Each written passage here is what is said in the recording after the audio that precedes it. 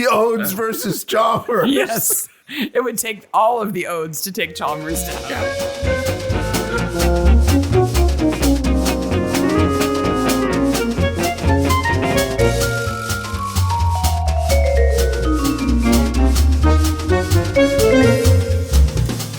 Hey, Maniacs. Hey, Mystery Maniacs. Mystery Maniacs is a comedy recap podcast dedicated to mystery TV. Each week we dig into an episode of the show, including the murders, the mayhem, the loonies, and everything else we love. This week, Season 10, Episode 2 of Brokenwood. Day of the Dead. Dios de los Muertos. Yes. I'm Mark. I'm Sarah. Welcome back. Sorry for the couple of weeks off. Thank you all for being so understanding. You are really great. You sent lots of nice messages, and we really appreciate that. My dad is on the mend. He's still in the rehabilitation center getting some care, but he's definitely on the upswing. If you want to know more details about all the craziness that has been going on, Mark will include some of that in our newsletter. But if you don't particularly care, then just thank you. Yes. That was really nice of everybody. In the last month, I checked, we've gone from 16 inches of snow to a tornado. Yeah, that's true. And the tornado, like, people are like, oh, well, it's a tornado. It hit Indiana. No, it was 2 miles from our house. If that. It was really weird. It was, they in were February, which is not typical. very concerned that it was going to hit campus. Yeah, it would have been crazy. It was cray-cray already. Speaking of crazy, just today, crazy news. Fiona Dolman posts that season 26 of Midsummer will begin filming imminently. If it starts on the day that you're listening to this, they will have filmed episodes already. Well, not episodes. They will have begun to set up to film a scene of an episode. Yes. More than likely. So that's confirmation, which I think we already kind of had, that season 25 wasn't going to be the last season of Midsummer. Nope. But it's nice to know there will be another one. And on that schedule, we can probably anticipate that it will come out about the time when it usually does, Christmas time. She said the names of the episode include Betty Gets a Job, Betty Learns to Drive, and Betty Has a Career. I think she's kidding around. No, she didn't say that. She said, for all you who enjoy Midsummer Murders and need something to cheer you up, we start the new series 26 on Monday.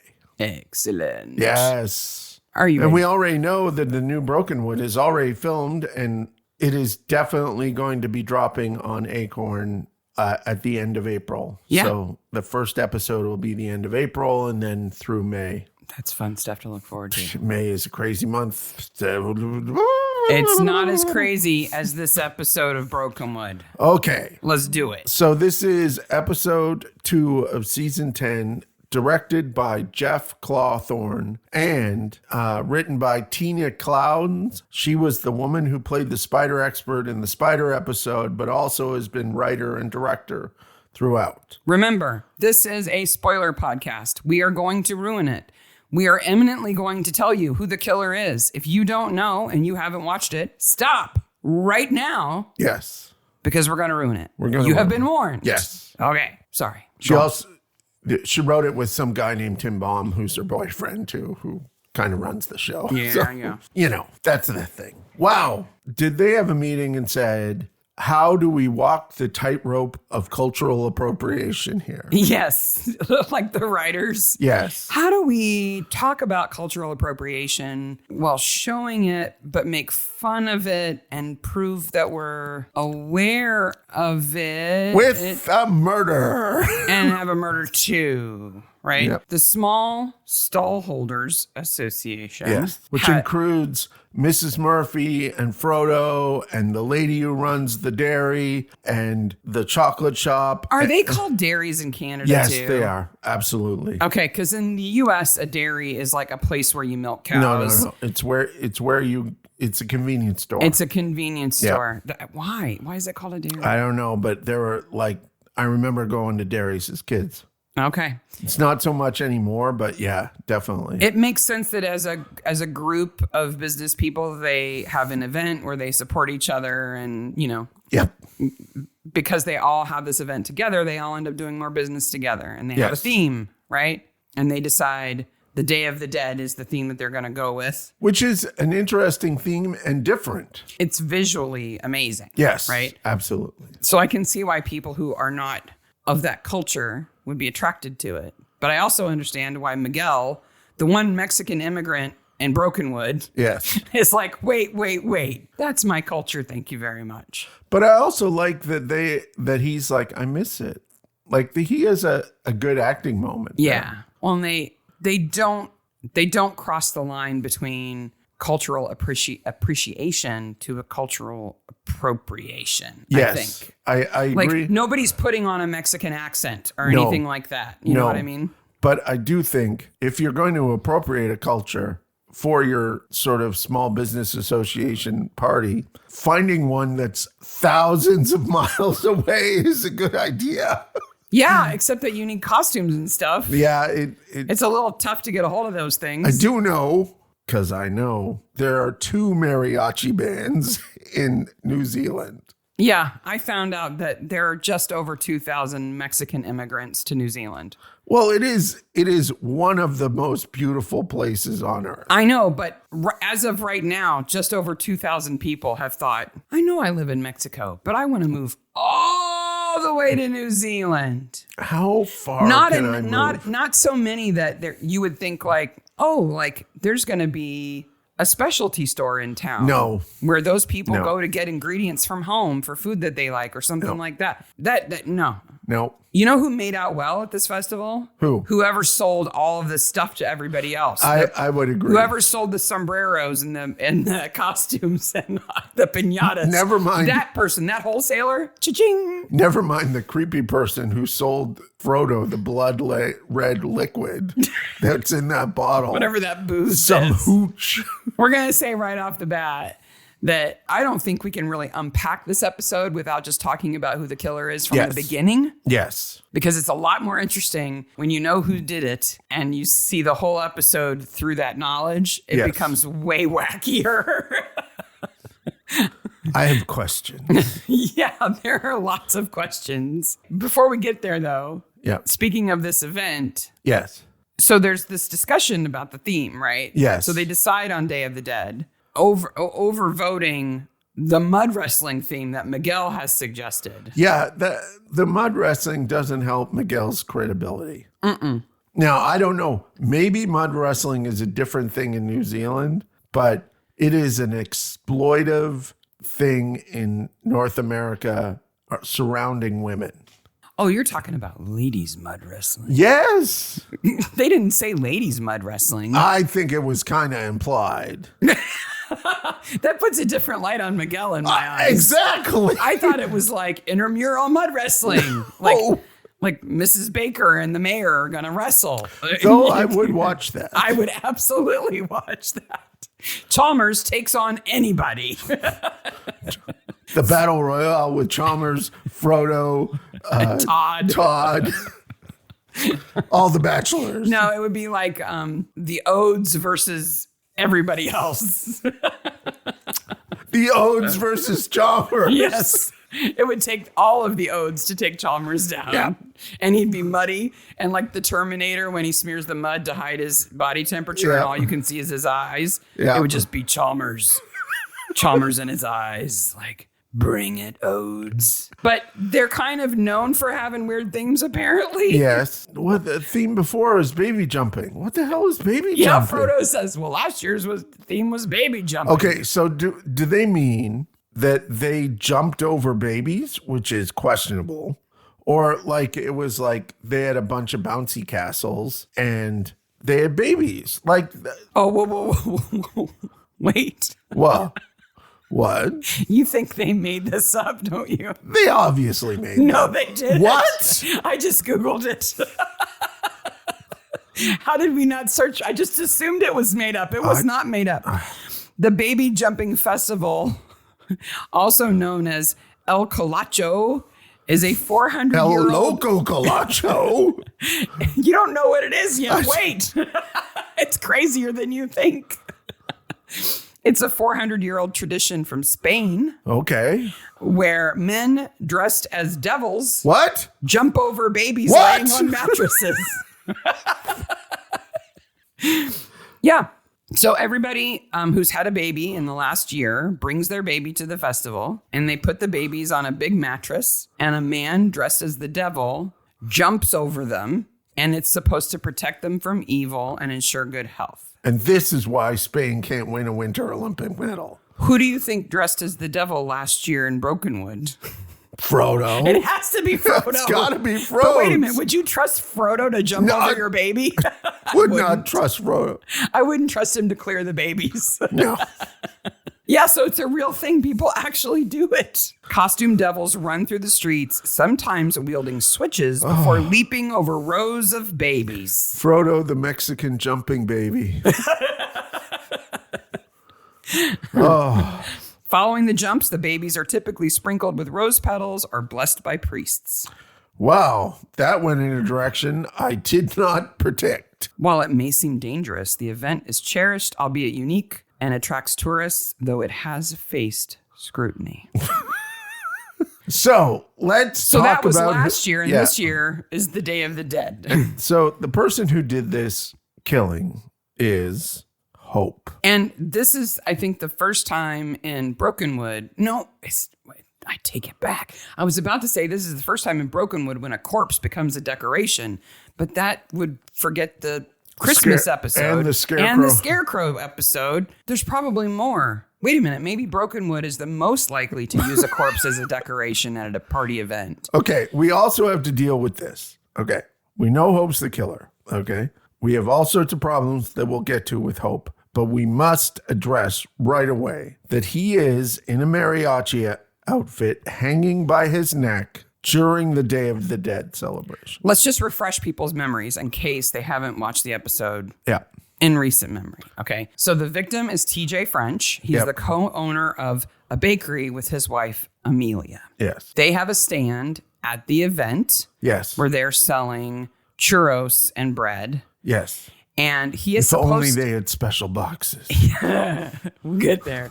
He's supposed to be helping her set up, but he's mysteriously not there. They've had a fight in the morning. Then they go their separate ways, and he never shows up to help her. And so she runs the stand all by herself.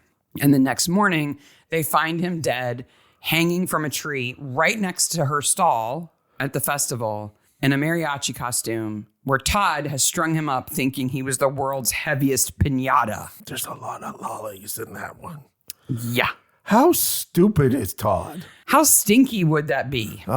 We know what happens when somebody dies. We can't deal with that. It would be extremely gross. Yeah. We just have to suspend that fact. Just suspending that. And there are other human-sized and shaped hanging decorations. Nobody bashes any of them with a stick. No. That would have gotten really weird if at the end of the night they started hitting TJ's corpse with a stick trying to get candy out of it. That would have been strange. That would have been bad. Even weirder. Okay, so that's the setup. Yes. Now, new to town is Richard, who used to live there, but moved away after high school. He went to the city. He went to the big city where he found a turtleneck. Yes. And a mustache. And a mustache. He and Amelia, the widow, dated in high school, split up. He left town. She married TJ. Who is a jerk. He's a jerk. Definitely a jerk. Other vendors. Mrs. Baker. Yes. Who does the weddings. Yes. Johnson, who makes the chocolates. Yes. I'm sorry, I'm struggling with her first name because it's difficult to pronounce. I think it's Hawaiian. Then there is Karishma Patel, who runs the dairy. Yes. Nahula. Nahuya? Nahula. There's no L in it, is there? And there's Morgana, the palm reader, yes, who we will see again in next season. Yes. So they've all got their little stalls and stands. And Frodo's got his coffee cart. Now, did you catch Frodo has quite a tough time at this party. Did you catch his outfit? Yeah. So what is it? He's got on a black tank top and black pants that have bones like pinned onto them, and like a tux jacket that has a skeleton on it, and a top hat. And a top hat. That is exactly the same outfit that Daniel Craig has at the start of Spectre. Oh. Which came out before this? Yes. So Frodo's copying him? Yep, Frodo's copying him. And then poor Frodo takes a tumble and whams his head. Well, he is super drunk dancing on a table. Okay, he is, but okay, Frodo has a concussion. Yeah. So Richard has come back to town because his grandfather has died and he has inherited his house and he's brought his fiance from the big city. Yes. Hope. Yes. Hope is the killer. Yes. She's also an egotistical little weird woman. We'll talk about why she's so broken. Yes, she's very broken. And then there's Miguel, who is the owner of the taco truck, who, as we've mentioned, objects to the theme and doesn't participate. Though he comes to watch because it makes them him set sad, up. because he misses home. But he's not there that night. No. He's at home making taco recipes. Taco. Really bad taco breakfast. We'll get to the Brad breakfast taco. So Hope is the killer. Let's just talk about what that means. So Hope's day begins with her and Richard working in the yard. Because the whole idea is they're going to fix up Grandpa's house, sell it, and go back to the city. They're only supposed to be there for a short period of time. And they got there, 2 days before, something like that. They've been in town a very short period of time, and already Hope is homicidal. Yes. And ready to kill Amelia, who Richard dated in high school 20 years ago. Yeah. Hair trigger, anybody? Now, later on, Richard says he's been back a few times and saw Hope. Saw Amelia. Yeah, saw Amelia. Even if he didn't tell Hope, it's not a reason to kill somebody. It's a reason to break up with him if you think he's still in love with somebody else. Totally agree. But not to kill her. No. And end up accidentally killing her husband. No. She actually makes it easier for them to have a relationship. To get together. Yes. So the morning of the murder is the morning of the festival. Yes. Right? Yes. Because TJ dies before the festival even starts. Yes. Amelia and TJ part ways at home. She goes to the bakery. Yep. And then TJ changes to his mariachi outfit. Meanwhile, Hope leaves poisoned chocolates on the steps. He eats them. This is all while her and Richard had a fight, and Richard leaves. Right. Hope and Richard have an argument. Richard leaves. Hope thinks, well, now that he's gone, I'll go kill her now. I'll go kill his high school girlfriend with some poisoned chocolates using strychnine from the garden shed. But TJ eats them, dies. He's already in his mariachi costume. She magically finds a full body costume complete with over-the-head mask. Yes. Puts his body in a wheelbarrow, takes it to the Where festival. Where does she get the wheelbarrow? It's Amelia's wheelbarrow. I don't know. Maybe. It's in the side yard of her house. I guess. That's where TJ died. So the real question is, where does her costume come from? Where does her costume come from? Does he fit in the back of her little car? Apparently he does. And then no one sees this, by the way. Oh, no. She does this in his car because she puts the bread on top of him in the wheelbarrow, takes the body, the bread, the wheelbarrow to the festival site, drops it off, and Todd strings TJ up in a tree thinking he's a piñata. How did she know she had no idea this festival was probably happening. She has a costume that's appropriate to the festival that goes from head to toe. Mm-hmm. Just, handy. Handy. She's also, if you haven't noticed, a slight woman. Yeah. And TJ's a rather large man. Yeah. How did she get a rather large man who has strychnine poisoning? Now, if you haven't learned anything about strychnine poisoning, it basically takes away your muscle inhibitors. So your whole body goes rigid and fails to spasms, and you can't breathe. So I gotta think that may affect rigor mortis also. So maybe it makes it easier. He's just like stiff as a board. She just steps on his foot and he's blowing up like a rake. I think gets him in the car. Okay, I'm Hope. I killed the wrong guy. Crap. Yeah, okay, so let's focus on that for a second. I killed the wrong guy. Hold on. Okay. So her plan is to poison the chocolates, leave them on the steps, and for Amelia to find them, eat them, and die. Yes. Because she wants to get rid of Amelia because she thinks she's a rival. Okay. Yes. But TJ eats them instead.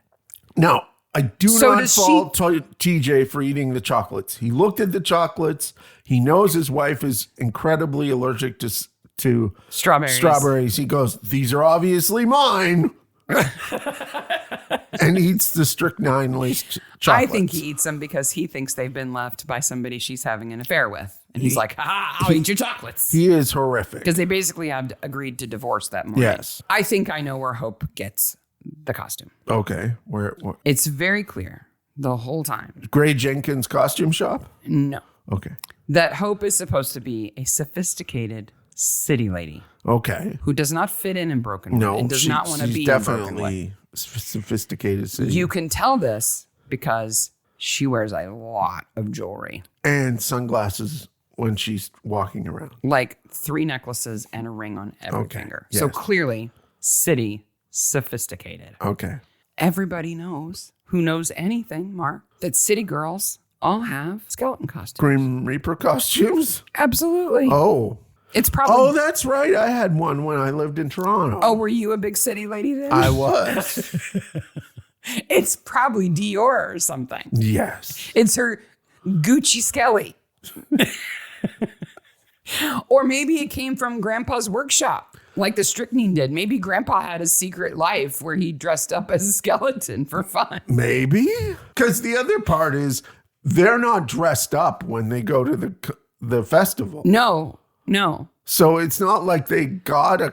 Because she ditches the costume back in the gardening shed. Yeah. How do you think she reacts when she realizes... Well, because she's basically hiding in the bushes in her car. So she hides in the bushes. She sees TJ eat them, and then he comes out and dies in the bushes. And then she must have been like, crap. But instead of just leaving him there. Just leave. Just leave. Just leaving This him. is how crazy Hope is. She thinks, no, I'll take him to the festival. In his car. Yes. Well, the bread needs to get there, Mark. He has the bread. He has the bread. The festival can't go on unless Amelia has her baking. Obviously, Hope knows that. So the boxes of bread have on them Health warning. health warning. This box to be used for bread only. This box to be Bread used. transportation only. Sarah and I had a 40-minute discussion about what we thought that meant. Why does the box say health warning? This box to be used to transport bread only. It's some weird health and safety thing. But I understand that if you have specific receptacles to transport food from your food making facility, that you would mark them as bread only use.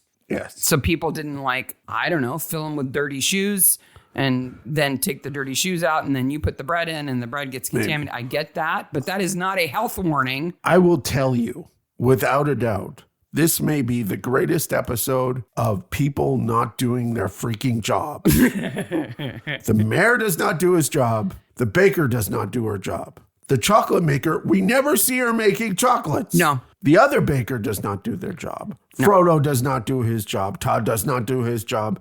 Mrs. Baker is too busy drinking in the pub to do her job. One person does their job. Who does? Miguel.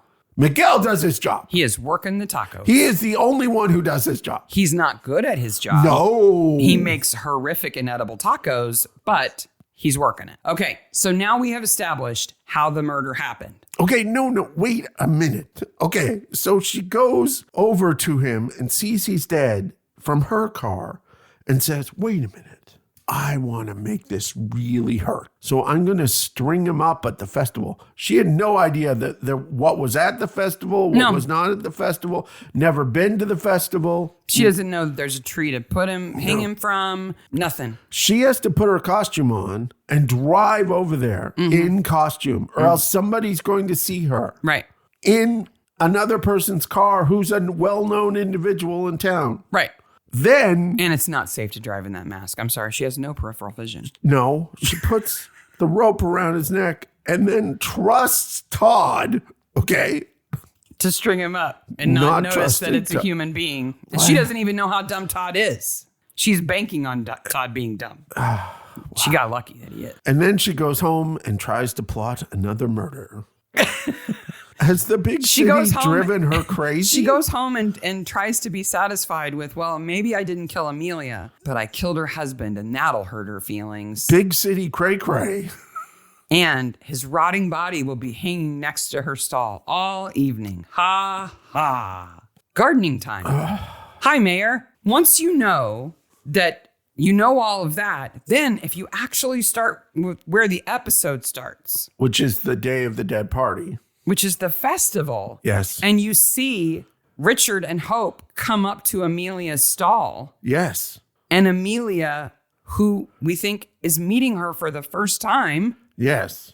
Immediately hates her and is like, at her face, like making the face. What Hope is actually thinking is, I killed your husband this morning. He's hanging right there. I don't like churros. Bye. She's even crazier than you thought she was. So crazy. Like, she's holding her boyfriend's hand, looking at this woman going, I tried to kill you this morning, but I killed your husband by accident. But that's okay. I hung him right there. And what? Who does that? And also, she knows Richard's been talking to her. Yeah. And Richard acts like he hasn't seen her in 50 years. Because he's obviously hiding that. Yeah. I do think Richard has feelings for Amelia. I think Hope has legitimate reasons for going, hey, this is not working out. Yes. I think we should split up. I'm not going to help you rehab your grandpa's house and dig out his garden if you're just going to go around with somebody else behind my back. Yes. More power to her. Get out of town. Yes. All the way, like almost an hour to town. That's not what she does. No. No. Rampage. She decides to string corpses up in trees. We find out that Kristin has been to Mexico. Yes.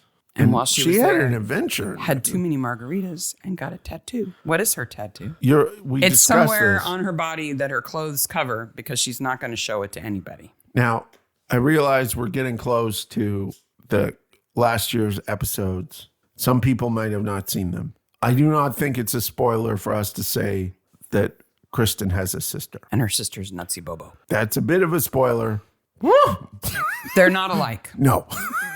But if she went with her sister, it would be like one of those matching bluebell tattoos or something. Like on her hip or something? Something. On her butt cheek? Yeah. I have a theory. What's your theory? She was younger. Yes.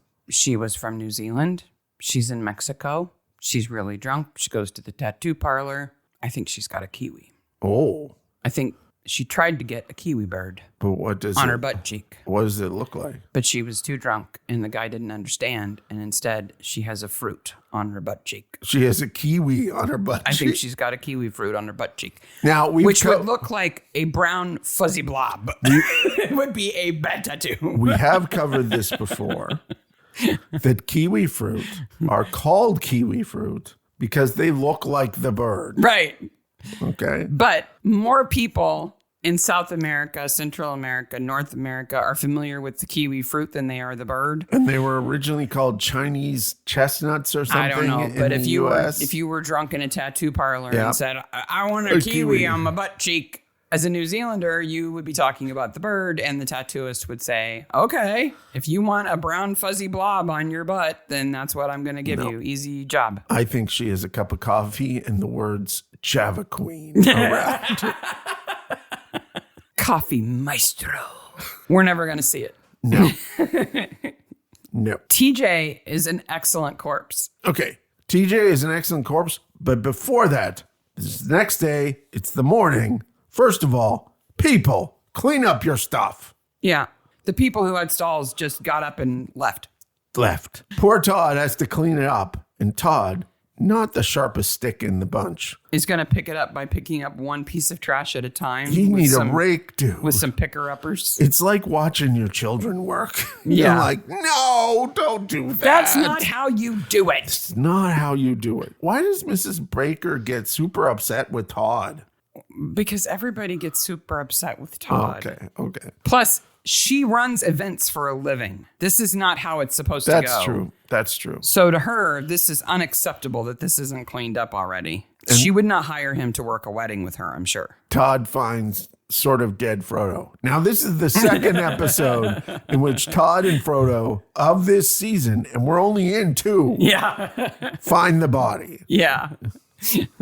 Poor Frodo thought he was the best mariachi dancer ever. Yeah. Falls, hits his head on a trash can. Whammo. Gets back up. I thought that's not blood on his head. That's that liqueur that he was pouring everywhere on his head. And it just looks like he's injured himself, but he hasn't. But no, he's passed out drunk with a head injury in his coffee cart. Yep. And then goes to the station to lay on their couch and tell them everything he knows, including that Richard and Hope showed up. Yeah. And that they were probably illegally serving booze and coffee that night. Surely you need a different license to put alcohol in your coffee than Never mind. You would in the U.S. Todd's like, I think I might have put the body. Yeah. And Todd's like, wait a minute. Am I in trouble? Because I actually hung that thing. So it's Kristin who goes to tell Amelia, right? Yeah. Did you notice what was on Amelia's table? No. She has a container that must have at least 24 oranges in it, just sitting on the counter. And they don't have any kids or anything. No.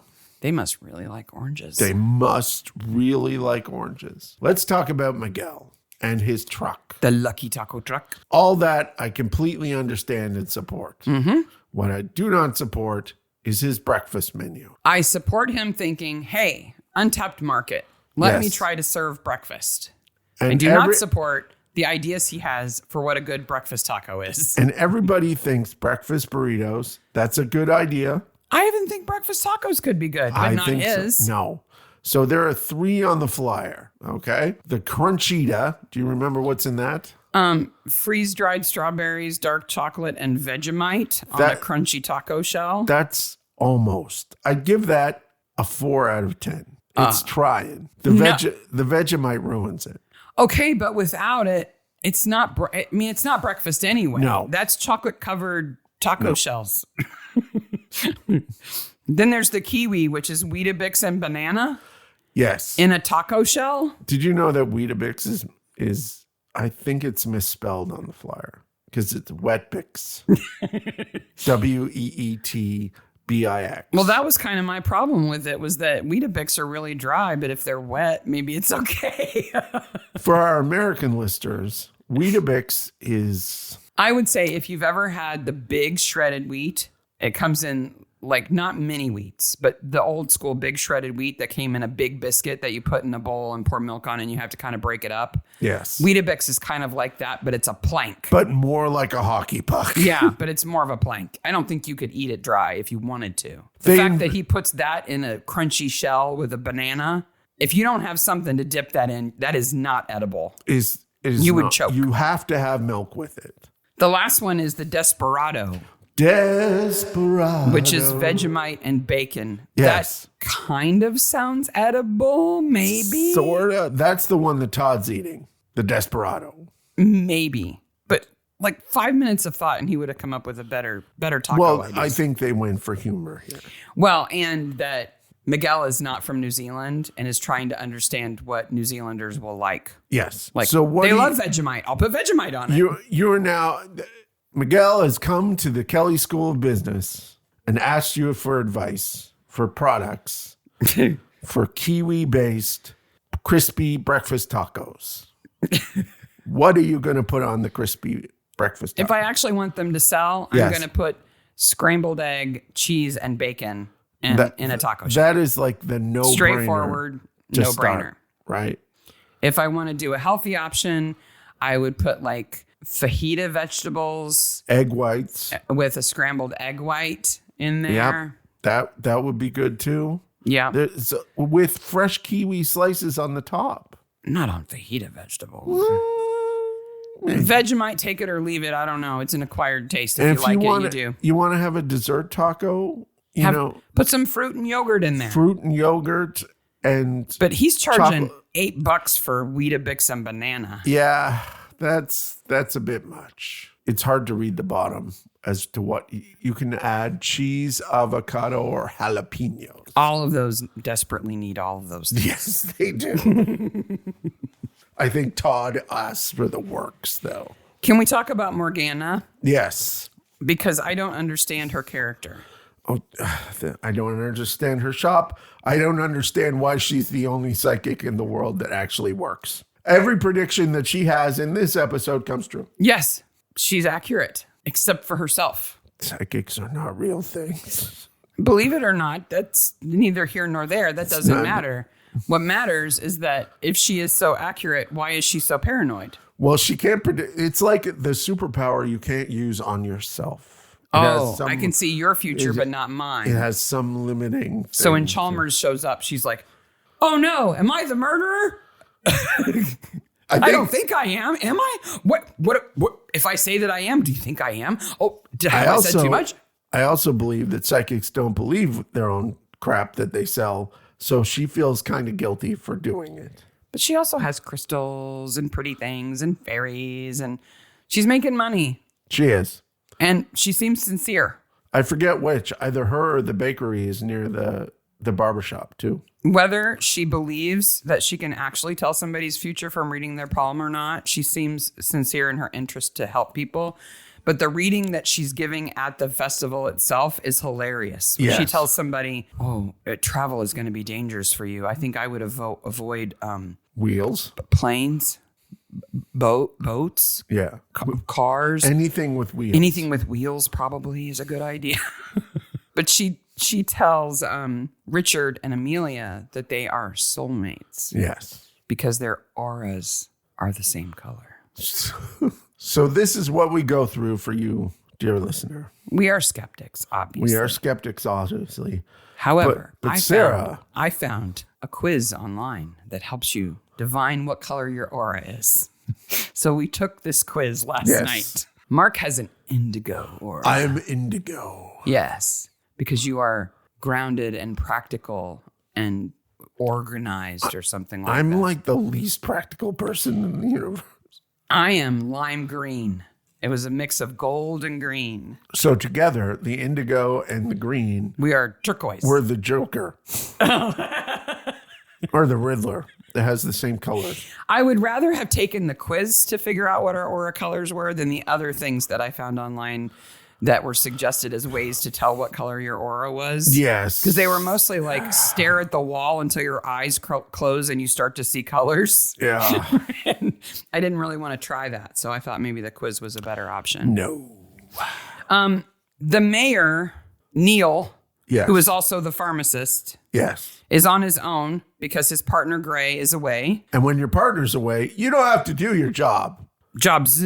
He should be the most busy person in town. He's the mayor and the pharmacist. He's the mayor and the pharmacist. But he spends the whole episode putting together a jigsaw puzzle that he is desperate to show Chalmers. Do you think, now, I don't want to cast aspersions. Do you think he's trying to get Chalmers in the house? No. Okay. I think it was a really hard puzzle, and he's actually proud of himself for finishing it, and he just wants somebody to see it. Really hard puzzles are difficult. What do you think is the picture on the puzzle? Now, we know his partner Gray gave it to him, and Gray is the one who owns the costume shop and ran the Shakespeare Festival. Yes. So what puzzle would he give him? All we know is that there's sky in it. I think it's a picture of Ayers Rock in Australia with That a would be- beautiful blue sky. That would be really That's hard. a tough puzzle. I have a couple of options. Okay. It could be a giant Where's Waldo puzzle Okay. that's got a blue sky. That would be Yes. really hard to do. It could be a custom puzzle made from a photo from the mayor's inauguration. Yes. So it's a photo of him outside with okay. his chain and his that fluffy would be hat on. nice. But what I think is most likely is that it's a photo from an outdoor boudoir photo shoot that Gray has done of him dressed as a Shakespearean character, Oh, that would work. I could see that. holding the skull in a specific place. With the blue sky background. Exactly. Chalmers seeing that's going to be And like, he's given it to his partner and said, here's a puzzle for you to do while I'm away. Chalmers is like, no. Think of me and each individual body hair I have and where it goes in this giant puzzle that takes up the entire coffee table. I know what you're getting for Christmas. I've just got an idea. So first, everybody thinks that TJ is, he's just gross. He goes around threatening to blackmail people and hitting on people. Yeah, And he's gross. being mean. He's just nasty and mean. He's hitting on Nahuya, who is a lesbian and in love with the lady from the bakery and like No, the dairy. the dairy. Sorry, I get those confused. And like the dairy is stocking the chocolates and he's there going, well, you wouldn't want me to tell your families about you. Like, just punch him in the face. Now, I have a question. When he about- gets strung up from a tree, everybody must be like, yay. Yes. So I have a question about the dairy. The dairy is a family business. Yes. Okay.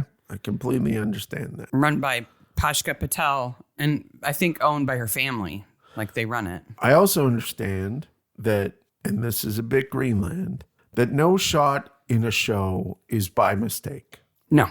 right? They do everything in their power to make it not a mistake. To control everything that is within the camera's lens, That right? is absolutely what they try To frame it up exactly the way they want it. Did you see in the dairy in the background the dude? There is a aisle that goes along the back end of the store where the cold cases are that ends in a door. So being part of a dairy, right? A dairy is a deli plus it serves ice cream. Right. So there's like an ice cream counter thing. Yeah. Then the cash register. But it's also a convenience store, so there's like drinks, There's cabinets, chips and stuff like that. At the end of that aisle is a door, There's and a in door. one scene, the door is open, and there is a dude back there, Who just walks through.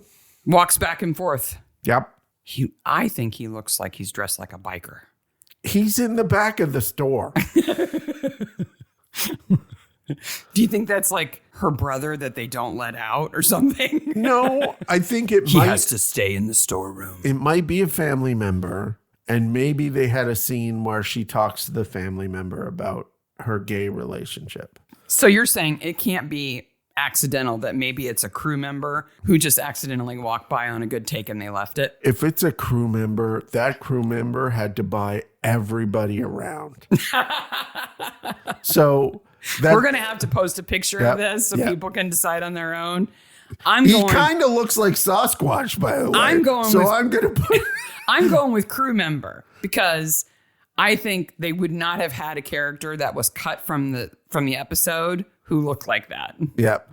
But it is kind of a bad view of him in kind of a silhouette. I'm not sure. If you watched Mythbusters, any bloopers, there is a thing on that show that is on a lot of television shows, which is if your cell phone goes off when they're filming, you have to buy everybody a drink. Yeah. Who's there? Because you have wasted their time. Right. So this guy, if he's a crew member, has wasted everyone's time. I don't know. He didn't because they kept the scene. They didn't cut it. They didn't film it again. If that's what happened. I have a picture of it. I'll put it on the show notes. But wow, that dude does not look like he should be there. Does not look. Thankfully, he doesn't look at the camera. No. Because if he looked at the camera, it would be done. We would never have seen it. We would because they definitely wouldn't have used it. Definitely not used it. Meanwhile, Gina's being Gina. Yes. Right. So she's figured out that TJ was poisoned, not strangled or hung, and that he's died of strychnine. And she explains that strychnine is a excruciatingly bad way to die, but fast. My favorite Gina quote from the episode, that dying from strychnine is worse than a Belarusian brass band playing Happy Birthday in a marble bathroom. Okay. Gina's laying hints through this whole episode about her birthday. Nobody cares. Yeah. Until they do. Yeah. She's got her birthday earrings on. Duh. You know, that year that I forgot that it was your birthday, if you just worn your birthday earrings, I wouldn't have forgotten. Just worn my birthday. You should have had your birthday earrings I've on. heard the story before. Sarah was incredibly busy. My birthday was in the middle of the week. In bed that evening, I mentioned her mom called, my mom called. And I was like, oh, that's nice. What a coincidence that everybody called. Oh, crap. Now I just realized why everybody called you today. Can we try again tomorrow? Can tomorrow be your birthday this year? I'm so sorry. So tomorrow was my birthday. We were extremely busy. Yeah. You forgave me. Yeah. I've made up for it. But if you'd had your birthday earrings on, yes, I would have known. So the whole does she think that they're just supposed to know? Does she know when their birthdays are? I don't know, but the episode that was her birthday in the previous season was the first episode.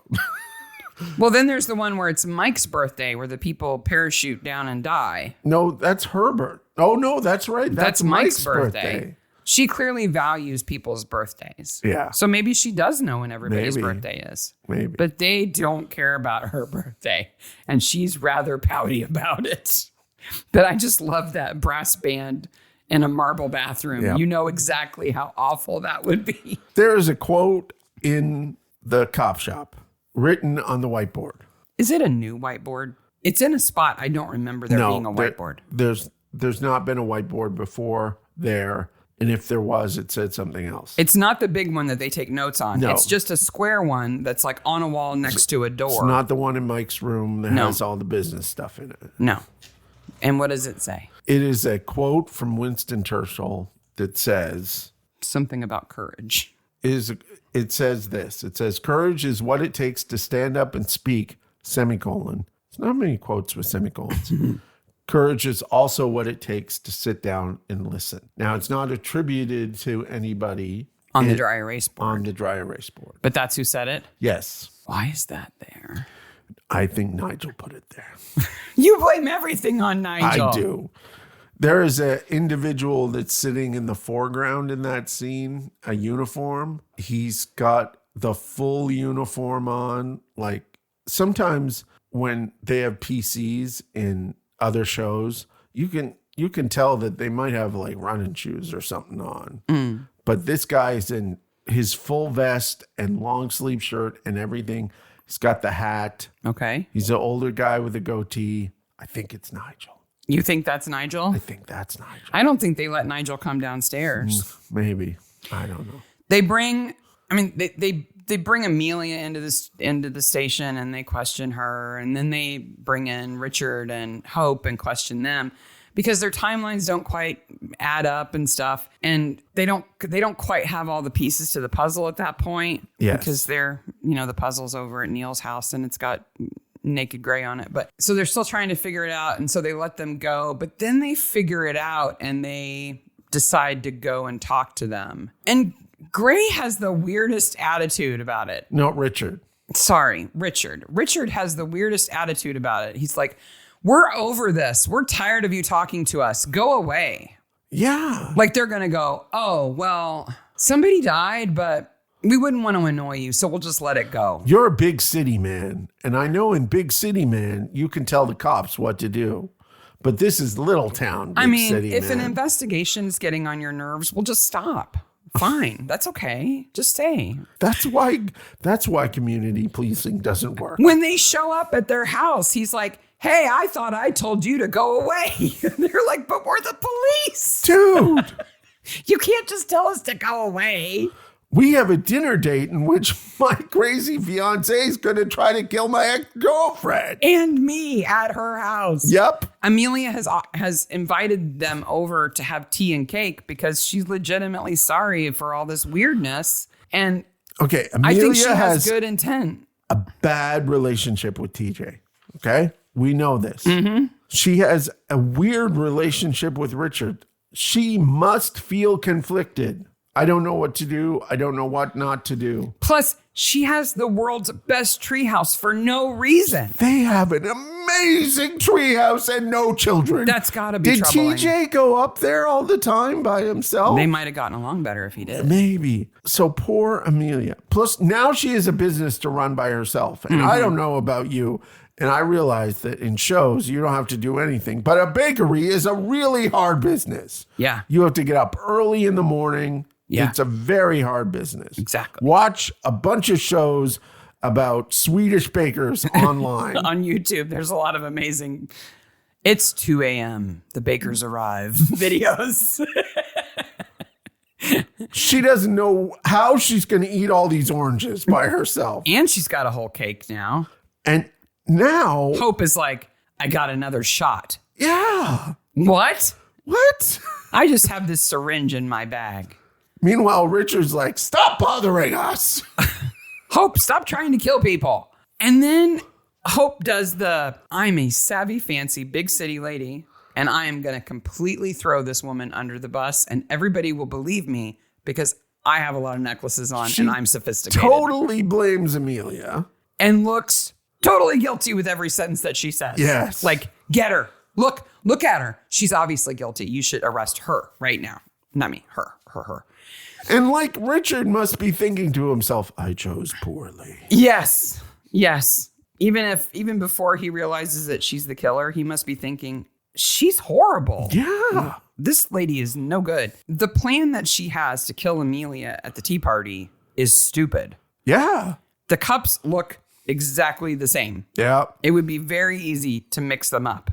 Then she has the audacity in front of the cops while she's trying to throw Amelia under the bus to say, well, if you're not the killer, drink this tea.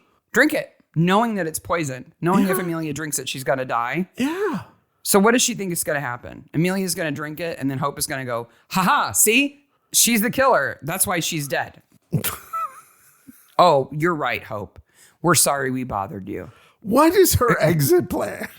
What's her exit plan when she gets up about to be arrested and picks up the knife and goes after her one more time, screaming, I'm not crazy, while her face is in a cake? Oh, you're not let her go. Oh, obviously. We're sorry to bother you, Richard. That was our mistake. I know you've just tried to stab her and poison her in front of us, but you've said you're not crazy, so I guess it's all right. As police people, we believe everything you say. It's opposite day. Yes. The more you scream, I'm not crazy, the crazier you seem. Now, I would have, as the director of this episode, had when Kristin tackles her, I would have had Kristin's tattoo been revealed. Like her pants just fly off or something? No, because I think it maybe it's on her side or high up on her arm. She gets a big rip in the butt of her jeans and her kiwis showing. No, but here's what I would have done. I would have had Hope try to make a run for it with the knife. Yeah. And she runs up into the treehouse and she stands in the treehouse with the knife to her own throat going, I'll do it. I'll kill her. Don't come up here. What are you going to do, Hope? You going to live in the treehouse now? Yes, forever. This is where I live now. Richard will be like, what? Richard stops kissing Amelia for a second and goes, can you guys go? Yeah, this is really annoying.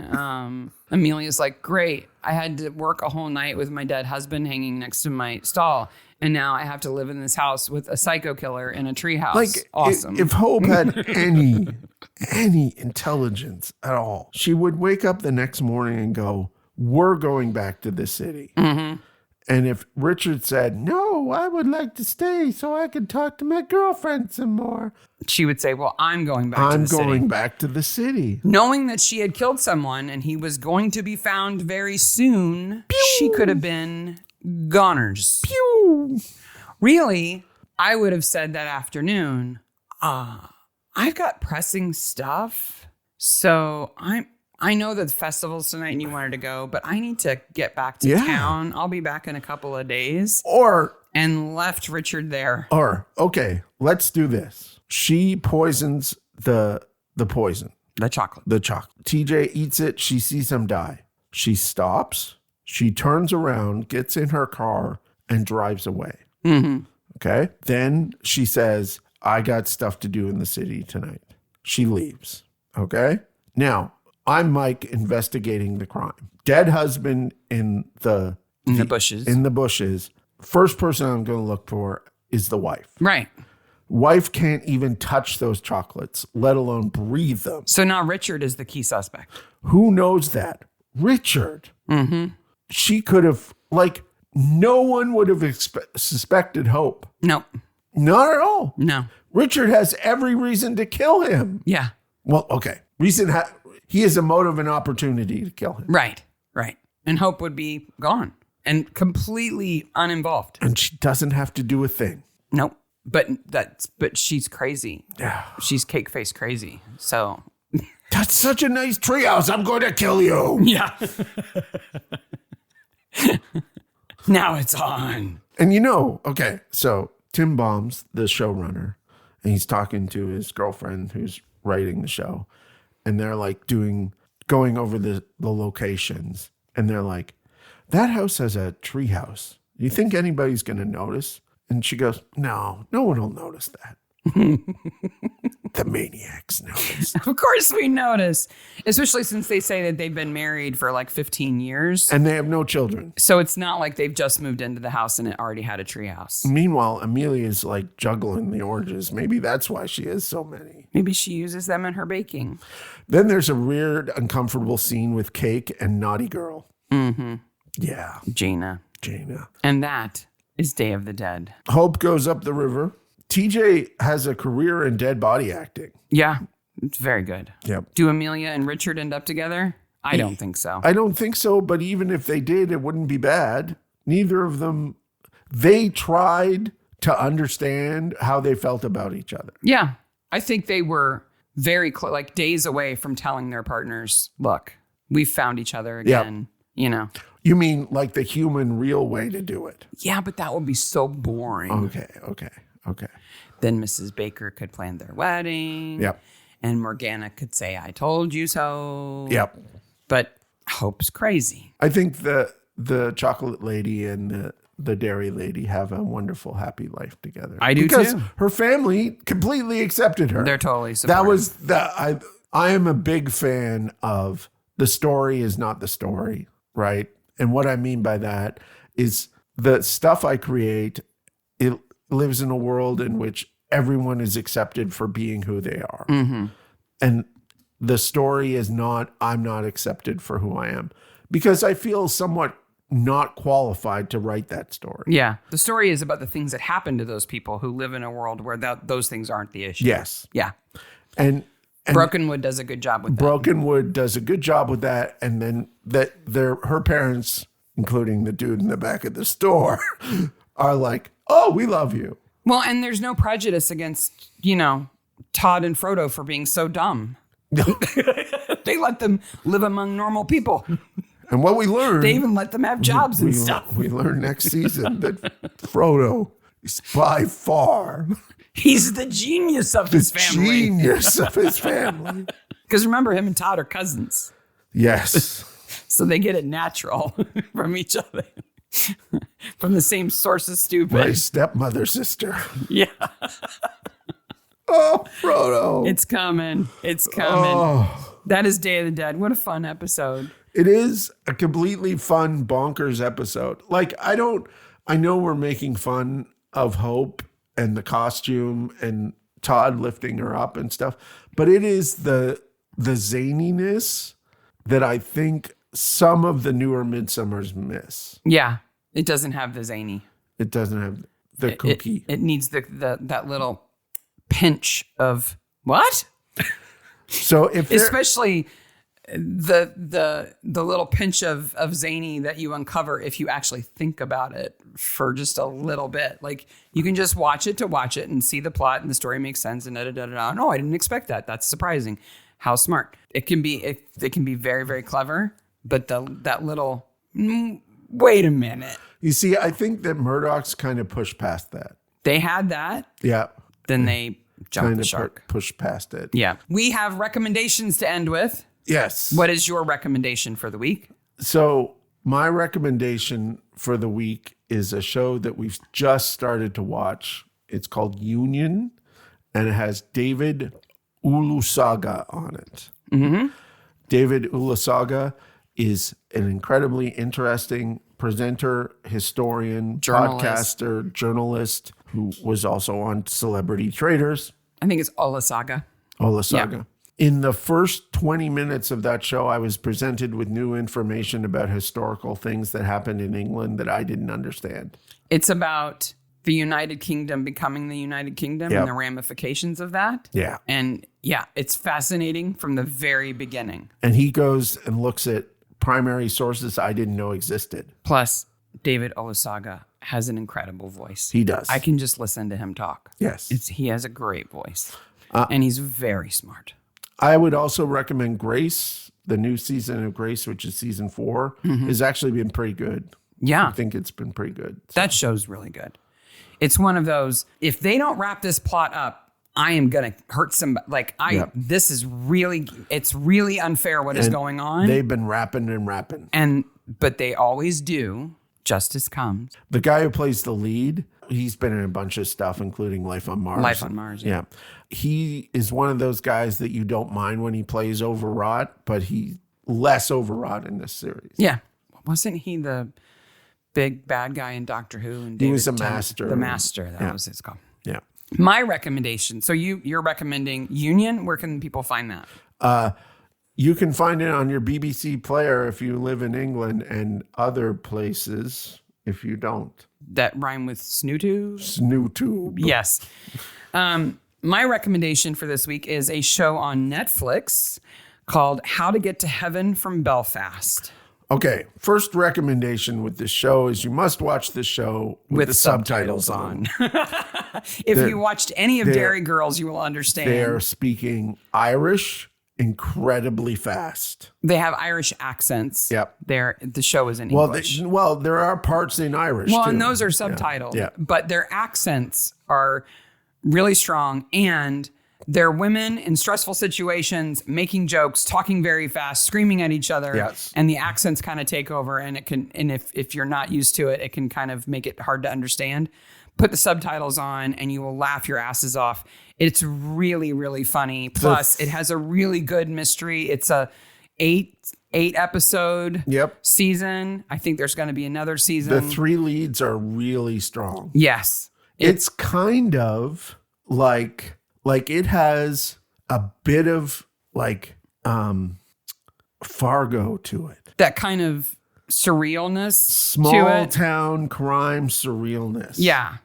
So just to give you a little bit of teaser, it's about 3 women who were 3 of 4 who were really good friends in school, in like high school, but now they are in their 40s. One of them has died. And so the other 3 decide to go back to their hometown for her funeral. Yeah. And they develop suspicions that all is not what it seems. Yes. And then they are involved, whether they like it or not. It's very, very clever and really funny. The lady who wrote and directed Dairy Girls does it. And one of the characters is a woman who writes a detective show that is very popular. There's a BAFTA scene. Yeah, right. It's really good. It's called How to Get to Heaven from Belfast, and it's on Netflix. And I highly recommend it. Once you start watching, you will want to finish it. Yes. All right, that is it for this week.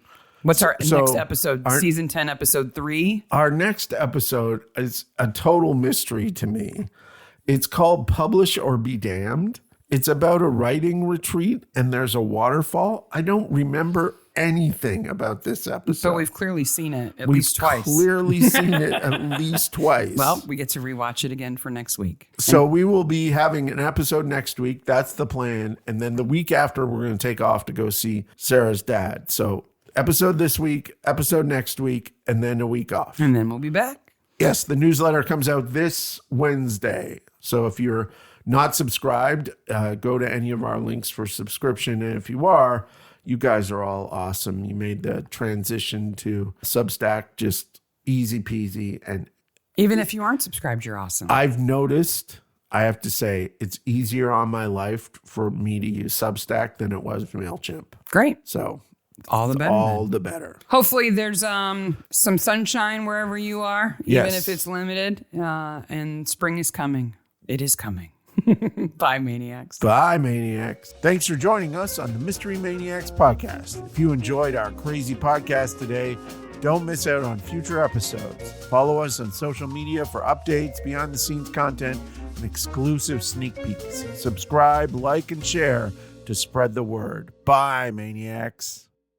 Desperado, Vegemite and bacon in a taco.